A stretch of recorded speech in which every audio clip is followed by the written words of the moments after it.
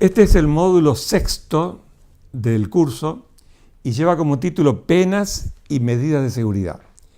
El primer espacio que voy a considerar es la normativa y la interpretación doctrinaria y jurisprudencial sobre estos puntos. El Código Penal argentino tiene un sistema sancionatorio que, viniendo de su historia, de 1921 con sus respectivas reformas, el sistema sancionatorio argentino se compone de penas. Yo dije en otra ocasión que la pena es un mal, como lo afirmaba Carrara, que significa la restricción de algún derecho del justiciable que va a ser condenado. Y también agrega el código medidas de seguridad. Y las medidas de seguridad, de acuerdo a la doctrina, son medidas de seguridad curativas, le llaman a las destinadas a la interpretación y la aplicación del 34, inciso primero del Código Penal, justamente cuando el individuo es inimputable y ha obrado por alteraciones morbosas de las facultades, como decía yo en el módulo anterior. En este caso, el Código establece una internación manicomial. La cuestión que se plantea hoy es, pasados los años de la sanción del Código, es que no se podría mantener en la actualidad la medida de seguridad tal cual la resuelve o la acepta este texto de 1921.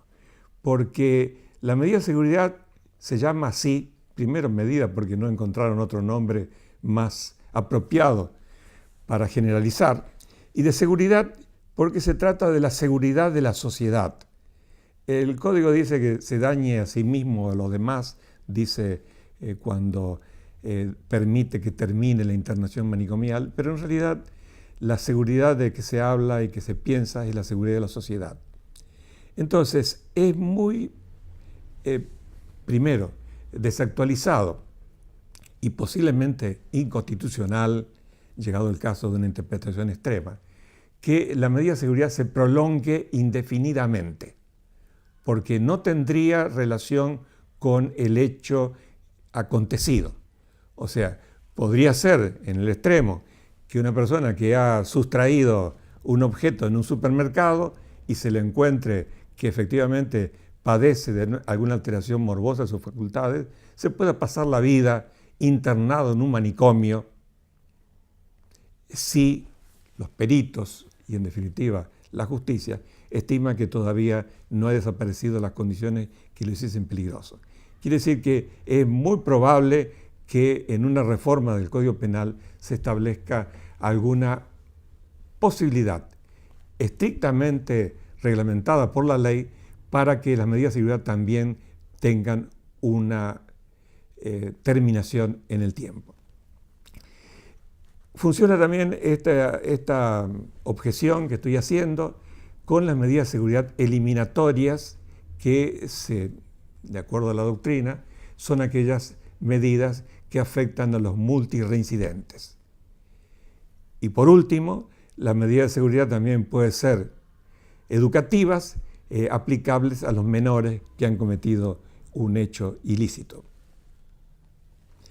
Que también necesita el régimen penal de los menores alguna modificación. Modificación que respete obviamente en los tratados internacionales que ha suscrito la República Argentina con respecto a los derechos del niño.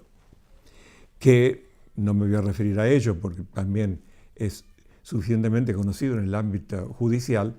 En algún caso ha merecido una condena al Estado argentino por parte de la Corte Interamericana de Derechos Humanos en la forma que ha aplicado, en algún caso referido a los menores, una sanción que es desproporcionada con respecto al hecho cometido. Entonces, las penas que establece el Código, las penas ya dejando de lado las medidas de seguridad, son la prisión y la reclusión. En este momento, a partir de reformas legislativas y a partir de interpretaciones jurisprudenciales, prácticamente la reclusión ha dejado de ser tal como lo pensó el legislador del 21 y la pena privativa de libertad por excelencia es la prisión. La prisión,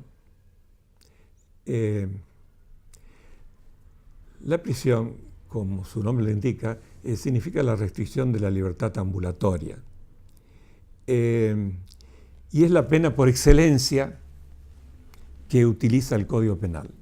Pero hay dos penas, una de las cuales voy a mencionar ahora, que son la inhabilitación y la multa.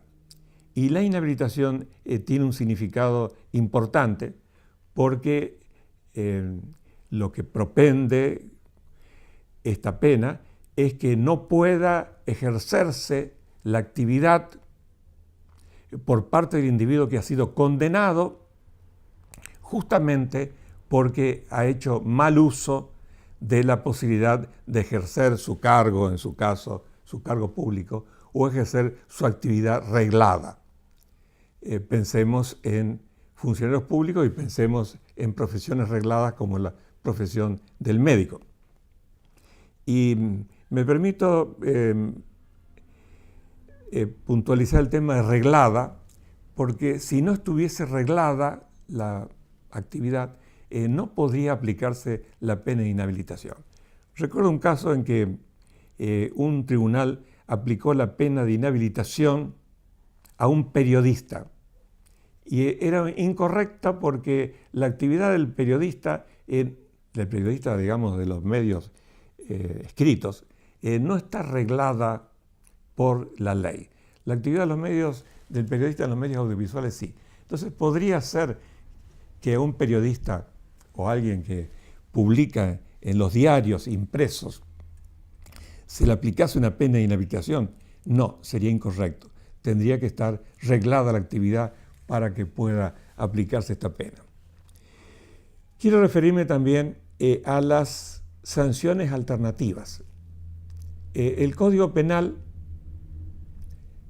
el legislador penal argentino, el legislador nacional argentino, se ha encontrado con un problema que es el siguiente. Los sistemas procesales penales de las provincias argentinas y de la ciudad autónoma de Buenos Aires han ido legislando sobre alternativas que no estaban previstas por el Código Penal.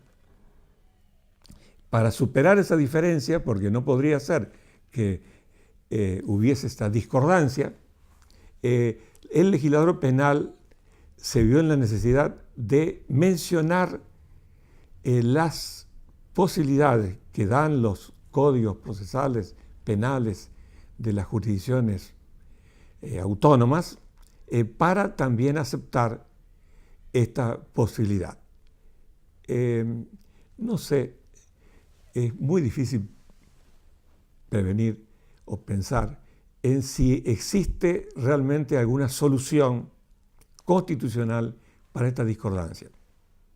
Estoy pensando en este momento en otro estado federal como es México, donde la situación es al revés de la Argentina, donde prácticamente los estados mexicanos tienen su propio código penal, con lo que no ocurre en Argentina, y la coordinación entre los códigos penales y los códigos procesales se hace a la inversa de la Argentina. Pero lo importante en el caso nuestro es que se tiene que respetar el principio de igualdad, porque una persona puede estar sometida a una de las sanciones, estas alternativas, que lo beneficien en un caso, y si ha cometido el mismo hecho, la misma persona, con características similares, en otra jurisdicción vecina, no. De todas maneras, yo creo que lo más importante en este tema de las cuestiones procesales es el respeto al núcleo del proceso penal, que es la garantía que se le tiene que proporcionar al imputado. Con lo cual, menciono rápidamente que hay principios que no deben nunca ser dejados de lado. Estoy pensando en el principio de legalidad. cuando la doctrina argentina habla del principio de legalidad, en base a lo que dice la Constitución del artículo 18, dice, siempre insiste en la ley que tiene que ser previa al hecho del proceso. Y piensa el intérprete que esta ley a que se refiere el artículo 18 es la ley de fondo. Pero en realidad, la palabra ley que usa el 18 se emplea tanto para la ley de fondo, digamos el Código Penal y las leyes penales especiales, como también para las leyes de forma, o sea, los códigos procesales penales. Con lo cual, el principio de legalidad ampara al individuo que no puede una ley posterior modificar su situación, la situación que tendría, que hubo tenido al momento del hecho, ya sea una ventaja o una garantía de tipo fundamental en la ley de fondo o de tipo procesal. Apunté en uno de mis escritos que estas disposiciones referidas al ejercicio de la acción penal que tiene el Código Penal argentino son disposiciones penales sustantivas. O sea, cuando el Código se refiere al ejercicio de la acción penal, está limitando, autolimitando el alcance del tipo penal. Con lo cual,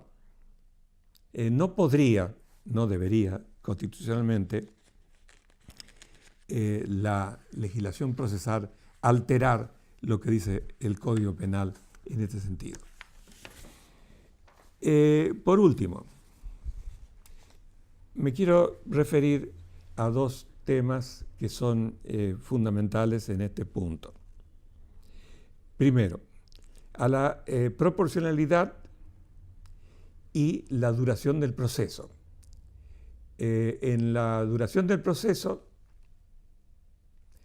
por más que el Código Penal y el intérprete aplique el criterio de proporcionalidad, en el sentido de que no va a exceder la condena que se le imponga al sujeto una relación razonable entre el injusto y la culpabilidad, pero es posible que las desventajas para el imputado surjan a partir de la duración del proceso. De acuerdo al Código argentino y además a la adhesión argentina a las convenciones internacionales, el proceso no podría, teóricamente, y salvo alguna excepción, durar más de 2 años. Si el proceso durase más de 2 años, se produciría por ese lado una infracción al principio de legalidad. En este momento estoy pensando en un proceso italiano que duró 47 años. Una cosa realmente insólita que un tribunal no haya podido resolver en un término más breve una causa así, a pesar de la complejidad que el hecho presentaba. Bueno, voy a terminar con esto entonces el módulo 6.